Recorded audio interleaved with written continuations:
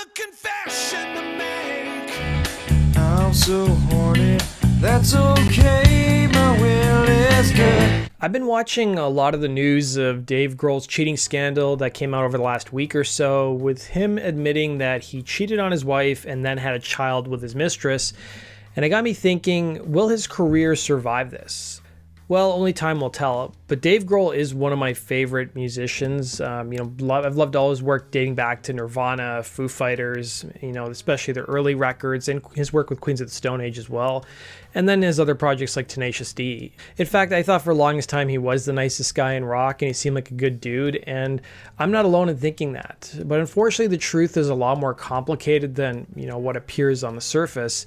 And I will say that it seems like in the 2010s and even this decade, the Foo Fighters have had so much overexposure, and I feel like it's turned some people against the band even before the scandal happened. And I don't know if that overexposure is by design or it's just a way to stay relevant in the news or not. And then obviously over the last couple of years, Dave has soured a lot of people with his whole COVID stance as well.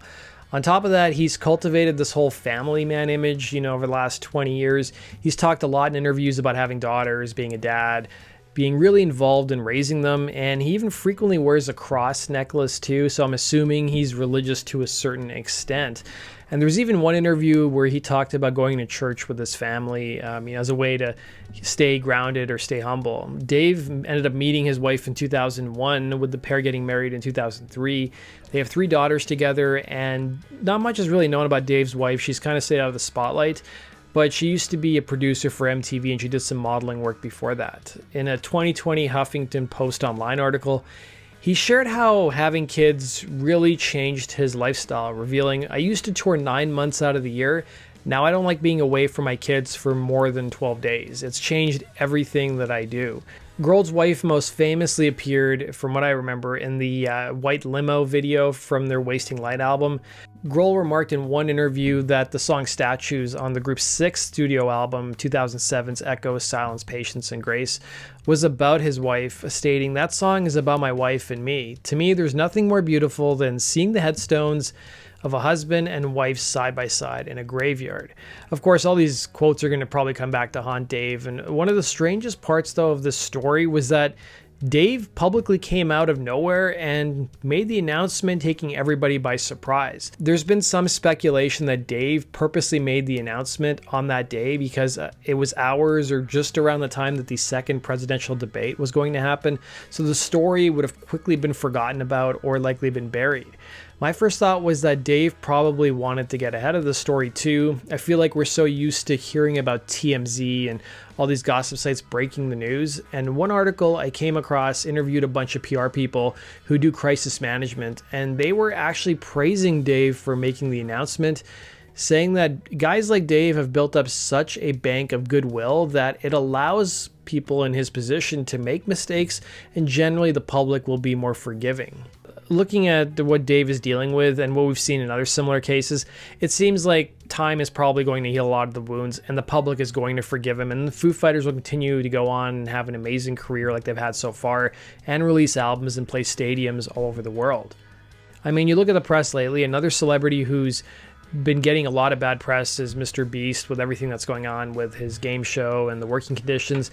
And it seems like, once you reach a certain level of celebrity or a certain level of success, it seems like you're almost unable to be canceled. Unless you're involved in something like Diddy is being implicated in, you really can't be canceled. And I don't think Foo Fighters are going to go away anytime soon. I mean, maybe Dave will take some time off and, kind of be quiet about things, and I'm sure this stuff will come up and when he does press again. So since Grohl's announcement, there's been many follow-up stories about the whole situation, like how Dave apparently accused his wife of flirting with her tennis coach, while Dave's flirty behavior has been an issue for a very long time in their relationship, according to sources. It's also been reported that Dave retained a divorce attorney before he broke the news about having an affair and a baby out of wedlock. But despite his wholesome public image, Dave has had a pretty public history of cheating in his younger years, and it's kind of been out there. Prior to marrying his wife Jordan, the Everlong rocker was wed to Jennifer Youngblood in the mid-90s from 94 to 97, and their marriage supposedly ended because Dave was cheating on her.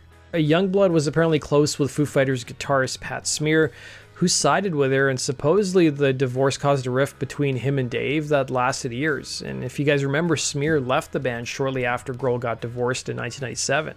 Later, Grohl went on to date Veruca Salt's Louise Post, who drunkenly accused him of cheating on her with actress Winona Ryder at a live show in Australia.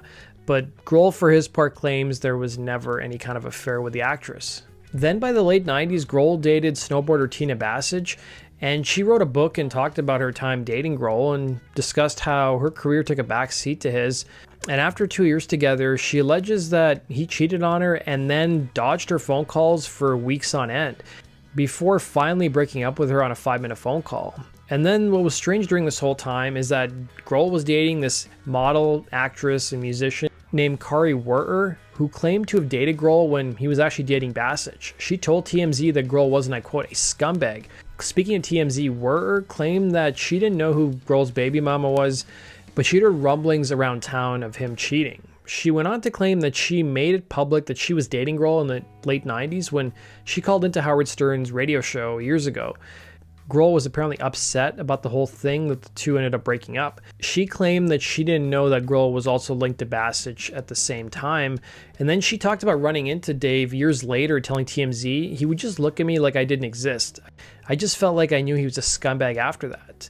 Yet not all his exes have had bad things to say about him. He dated Jennifer Finch of the band L7, and she stuck up for Grohl in light of the news coming out, claiming that she had a front row seat to Dave's family dynamics recently on tour.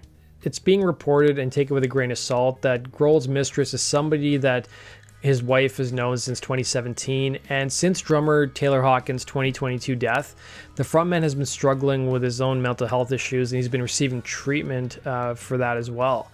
There's also reports this week that Dave's wife is being offered a book deal to do a tell-all story. So let me know what your guys' take is. Where does Dave Grohl go from here, and do you think we'll be hearing from him soon in the press?